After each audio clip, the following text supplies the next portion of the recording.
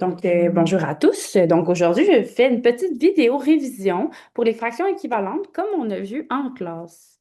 Premièrement, on a la fraction une demi. On va venir représenter cette fraction.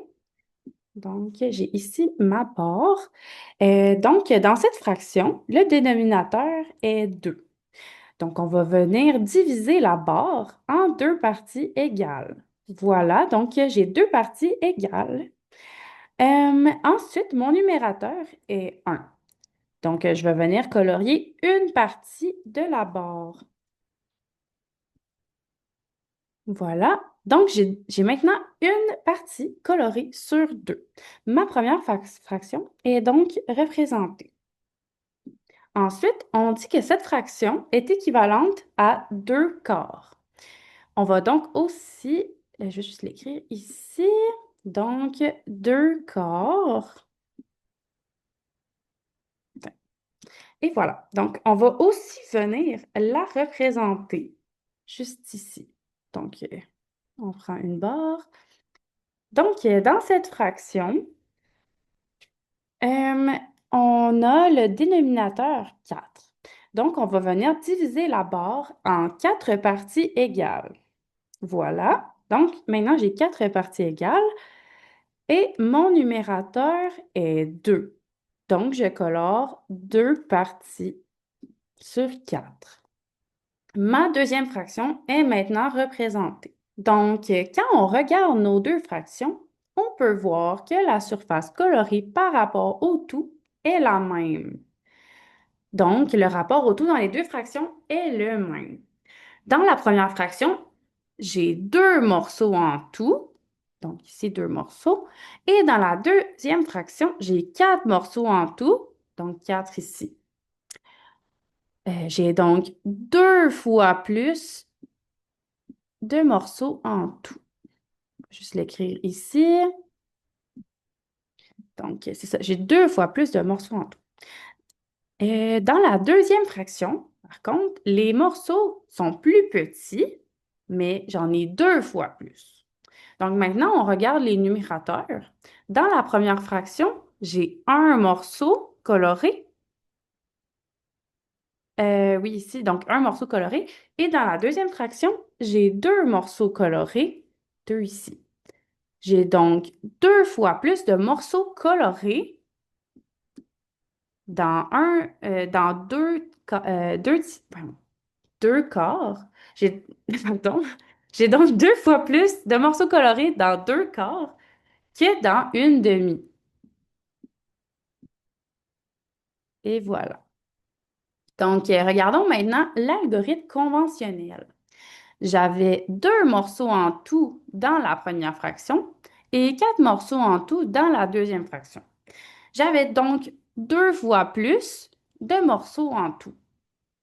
J'ai donc deux fois plus aussi de morceaux colorés. Dans la première fraction, j'avais un morceau coloré et dans la deuxième fraction, j'avais deux morceaux colorés.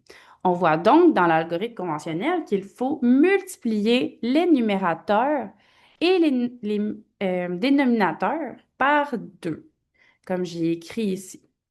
On a conservé le même rapport au tout dans les deux fractions. C'est pour ça qu'on peut dire que les deux fractions sont équivalentes parce qu'elles ont le même rapport au tout. Elles sont donc représentées différemment, mais elles valent la même chose. On le voit ici. On dit également que la fraction, on va juste réécrire une demi. Oups, comme ça. Donc, oups, désolé, une petite erreur. Donc, on dit également que cette fraction est équivalente à 7 quatorzièmes. On va juste venir la représenter ici. Parfait. Donc, on va aller la représenter avec les autres fractions dans une barre. Donc, on va prendre la barre, on va la mettre juste ici. Donc, ici, euh, Donc oui, c'est ça. Ici, cette fraction, mon dénominateur est 14. Donc, je vais écrire 14. Donc, je vais avoir 14. Ça va être séparé, divisé en 14 parties égales. Voilà. Et donc, mon numérateur est 7. Donc, je vais venir colorier cette partie. Euh, oups, une petite seconde. OK.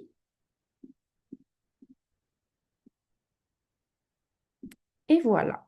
Donc, j'ai colorié cette partie sur 14.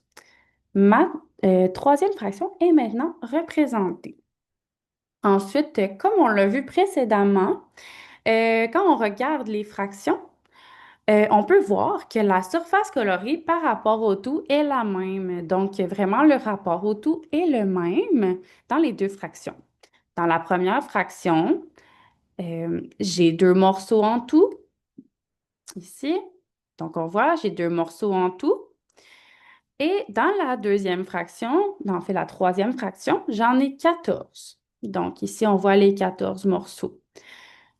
J'ai donc 7 fois plus de morceaux en tout.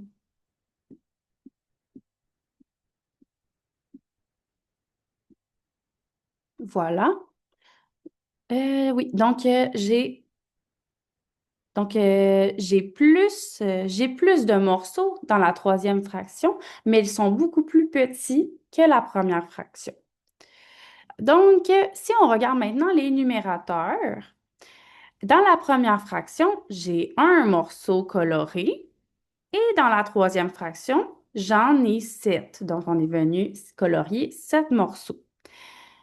Donc, j'ai 7 fois plus de morceaux colorés dans 7 quatorzièmes que dans une demi. Donc, 7 fois plus. Et voilà. Donc, en fait, encore avec l'algorithme conventionnel, là, comme j'avais dit, euh, j'avais vraiment deux morceaux en tout dans la première fraction. Et dans la troisième fraction, j'ai 14 morceaux en tout. J'ai donc 7 fois plus de morceaux en tout. J'ai aussi 7 fois plus de morceaux colorés. Dans la première fraction, ça, j'ai un morceau coloré. Et dans la troisième fraction, j'en ai 7. On voit donc dans l'algorithme conventionnel qu'il faut multiplier les numérateurs et les dénominateurs par 7. On a conservé le même rapport au tout dans les deux fractions. C'est pour ça qu'on peut dire que ces fractions sont équivalentes puisqu'elles ont le même rapport au tout. Elles sont donc représentées différemment, mais elles valent la même chose. Donc, on peut dire que ces trois fractions ont le même, sont équivalentes et ont donc le même rapport au tout. Et voilà. Donc, j'espère que cette capsule vous aura aidé dans votre révision. Merci.